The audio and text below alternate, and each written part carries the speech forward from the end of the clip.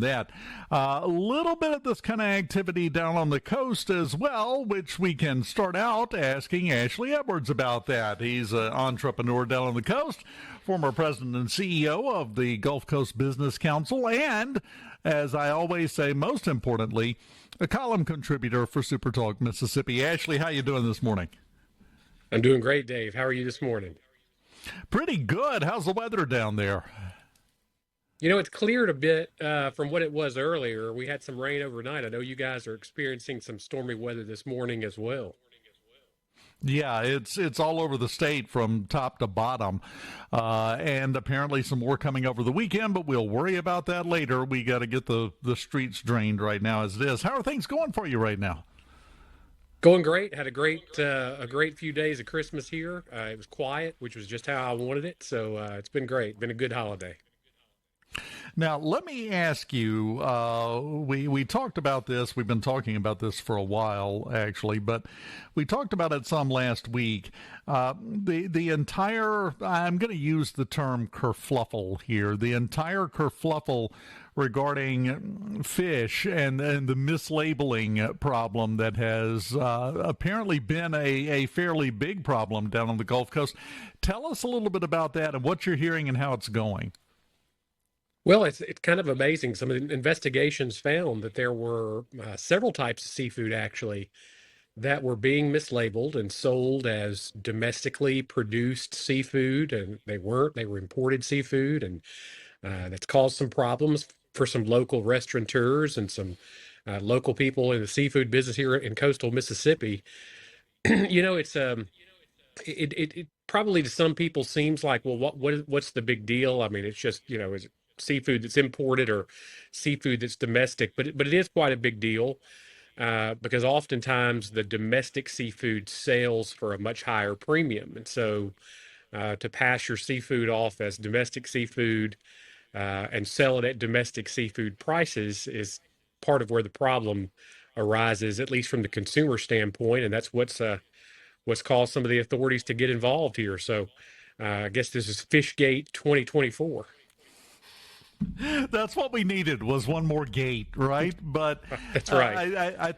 I think that's an appropriate term to use because this started out as something that we started to get a whiff that there might be something going on, and it turned out to be a bigger problem than we expected it to be.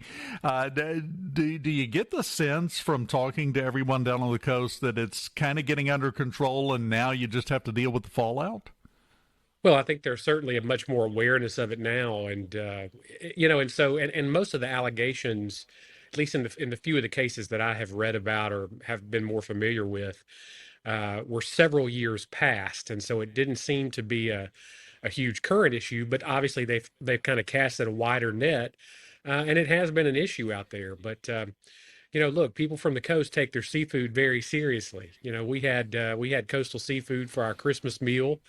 It's a big deal down here. It's a big deal for our restaurants. And so, making sure that this is an issue that gets taken care of is important. And it's a black mark on the people that were involved in it. No question about it. Well, and I know what you're talking about. I am an addict of Mississippi farm-raised catfish. Had some last night, and as I say that, I know wherever he is, Steve Azar just smiled slightly. He may not know why, but he did, because he is such a proponent of it, as well he should be. Do you think the fallout from this, which at this point, I believe would probably be more to reputation and to confidence level in the consumers and the customers, do you think that's going to take a long time to get past, or what do you think the timeline is to work past this and get back to normal? I don't have a lot of visibility on whether it has really affected business for some of these establishments. But at least from what I can see, it doesn't appear to have had a big impact. In fact, in some cases, it's caused a lot of local people to kind of rally around these long, well-heeled establishments. And so, Dave, look, maybe you never think that this kind of bad publicity is a good thing, but maybe it's sort of like just hope they spell my name right. Sort of all publicity is good publicity type of thing. And I've actually gone to one of the establishments that was mentioned here in the last week or so. And they were just as packed as they always are. So, not clear that it's going to have a huge impact from a business standpoint. Well, and I think that's indicative of something else that we tend to get confused about. Those of us in the business and those people who aren't, who just keep up with the news on a regular basis, our daily listeners here on Super Talk, which we love, tend to think that problems are bigger than they are to the average person who doesn't spend all day keeping up with things. Probably a lot of those customers aren't even aware of it, that this was a problem. Well, I think that's the case generally. I mean, look, certainly people can be offended and their behavior can be affected by things they hear. But I think it's always important to remember with most things, people have their own messy lives, they have their own busy lives, they have things going on. And a lot of this stuff just sort of passes right by in the ether, doesn't have a lot of impact on them. It's sort of like the 2024 election. Everyone thought it was going to be about all these huge issues. And at the end of the day, people voted on the price of groceries, the things that kind of hit closest to home. Well, and that's what's so funny, because we sometimes get caught up in all this minutia and forget that it always comes back to the basics, the kitchen table politics, as they talk, literally in this case, the kitchen table politics. But that's what matters the most to people. They look at candidates and they decide, okay, who's going to give me a better life? It's just that simple, and we forget that because we get lost in all these other things. I don't know if you're on X, there is a huge explosion going on right now over the H-1B visas and immigration and all of that. Yes, that does affect us, but a lot of people, it doesn't affect them in the way that it affects those of us who breathe this stuff 24/7. And I think that's led to a disconnect in America between the two groups. Well, I think you're right about that. Even as a kind of a social experiment of my own, I mean, I have not been watching much news over the Christmas holidays. And I generally probably think that the world is a little safer, calmer place after 4 days of not watching much news. But when I'm consuming news all day long on my phone and reading all the breaking headlines and watching all the analysis of the day's issues, it tends to create an inflated importance that most people who just aren't consuming it at that level, it just goes by the wayside. Well, and they just released some information about that exact subject. You're not alone. A big percentage of people after the election, and especially building up to Christmas, just turned it all off, said, nope, I've had enough. I'm tired. I'm exhausted. I've got my own problems. Aunt Beulah's going to come to Christmas and show her behind again like she did last year. I know it. I got to worry about that. And they're just not focusing on it right now. And it is amazing, like you just described with yourself. It's amazing if you unplug from it. If you quit obsessing over it, basically, that's what we do, all of a sudden life looks better. It's amazing how that works, isn't it? It is. It is absolutely true. And, maybe I need to extend my news free zone a little while longer here after Christmas. But, the truth of the matter is the world keeps on turning. It's all going to be okay, right? Yeah, well, that's the attitude you have to have. Unfortunately, there's a lot of people in the national media and other segments that make their living trying to convince you that it's not. That's right. That's You got a big it. part of the problem. It's the old journalism adage, goes all the way back 100 years. If it bleeds, it leads. Bad news first, always. That's what we're going to focus on. And that's not having a good effect on anybody, I think, at this point. And I don't One of know my if we favorite turned that sayings about around. that, I was going to say one of my favorite sayings about that was my old boss, Haley Barber. And people used to ask Governor Barber why there wasn't more on the national media about what was going on with Hurricane Katrina in Mississippi. And he would say, the media doesn't report on planes that land safely. So I think that's something I always keep in mind. And that's exactly right. That's exactly the way it works. And as a result, we wind up with a severe national case of confirmation bias, because if all you ever hear is the bad news, well, that's all there is bad news nonstop. It's horrible. It's awful. We're never going to make it. Don't worry, the drones are going to take you back to the home planet any day now. We're talking with Ashley Edwards, entrepreneur, SuperTalk Mississippi columnist. Can you stick around through the break? Certainly. Ashley doesn't really have a life of his own. I'm just assuming that, so we're just going to keep him here for a little bit longer. We'll continue with Ashley on the Gallo Show on SuperTalk Mississippi next. Keep it here. Welcome back on the Gallo Show, SuperTalk Mississippi. Dave Hughes here, Ashley Edwards on with us, and very quickly, I'm going to ask you a very small, very easy question. I'm going to lob a softball right over the center of the plate. So what do you think things are going to be like a year from now after the first year of the Trump administration? I think it's going to be an incredibly interesting year coming up, and I'm almost scared to even venture a guess. Look, I think that the Trump administration is coming in with some really bold stances.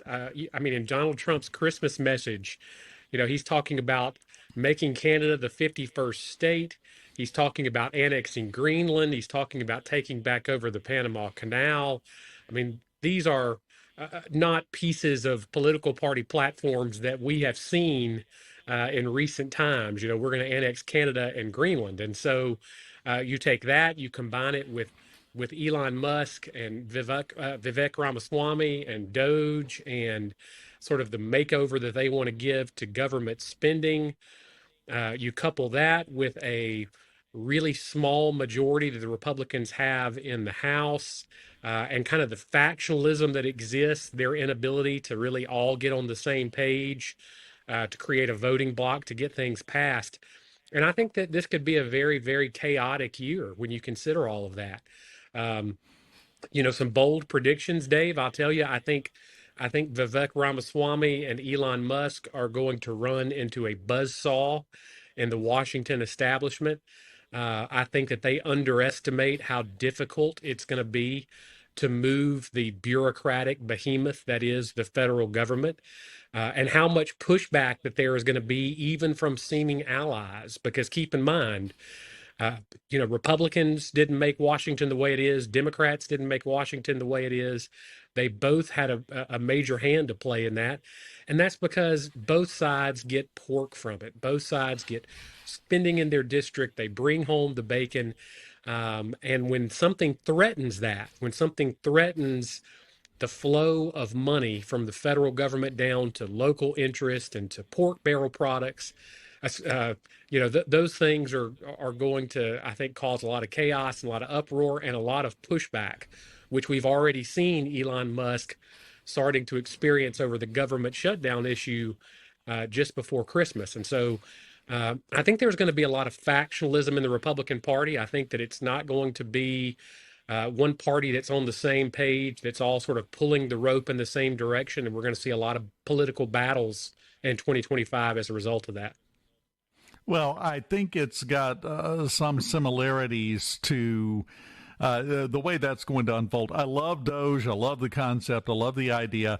But they're going to have problems for the same limits that no matter how many people scream or how loudly they scream for it, we're not going to see term limits, because the people that have to vote for that are the ones that would be affected. And I just don't see it happening myself. And it's the same principle that applies here, as you just outlined so well. I don't think this is going to be an easy road. You're exactly right. Let me get your take on one thing that you talked about there, because you've got Donald Trump coming out, Donald Trumping all over the place. He is who he is, and you got to love him for it. The whole thing with Canada and with Greenland, which he tried in his first administration, by the way. He brought that up, actually had scheduled a state visit to Denmark, who actually controls Greenland. And then the head of Greenland let him know Greenland's not for sale. We're not going to do anything. And then he canceled the state trip. That was in the first administration, so that's not even new. The Panama Canal issue, which a lot of people still don't understand. Part of the agreement that went into effect in 1999, where Panama got full control of the canal, well, that agreement basically consisted of the U.S. said it would protect the canal with its military if needed, and as a result, the U.S. would not pay fees to use the canal. Everybody agreed with it. Now they're charging us fees. Okay, you broke the agreement, so now we have to have a discussion. But let me ask you this. How much of this is to normalize the things he really wants to get done? Because if you, just to use an analogy, if you have someone come in and they start screaming and throwing things around the room and just creating a ruckus and drawing attention to themselves, and then after a while go, oh, and by the way, I need to borrow your stapler. Well, that sounds like a sane, logical request at that point. So do you think there's a bit of a comparison effect that President-elect Trump is working here to make the things he really, really, really wants to get done a little bit more palatable? Absolutely. Look, he is, I think Donald Trump is a deal maker at heart. And so he understands that he goes into any negotiation with the most leverage that he can possibly have. And I think this is par for the course with him. I mean, when he talked about the fact that, he was going to build a wall across the entire border and have Mexico pay for it, I think most politicos knew that likely wasn't going to happen that way. But he certainly used it for leverage. And so, he's very skillful in that regard. I think all of these issues he's putting on the table to make sure that whenever when he's sitting at the negotiating table, he has things to both give and take, ultimately to push things forward. That's exactly right. Ashley Edwards, I always enjoy talking to you. We got to do this more often. Thanks so much, Dave. Fox News and SuperTalk Mississippi News next.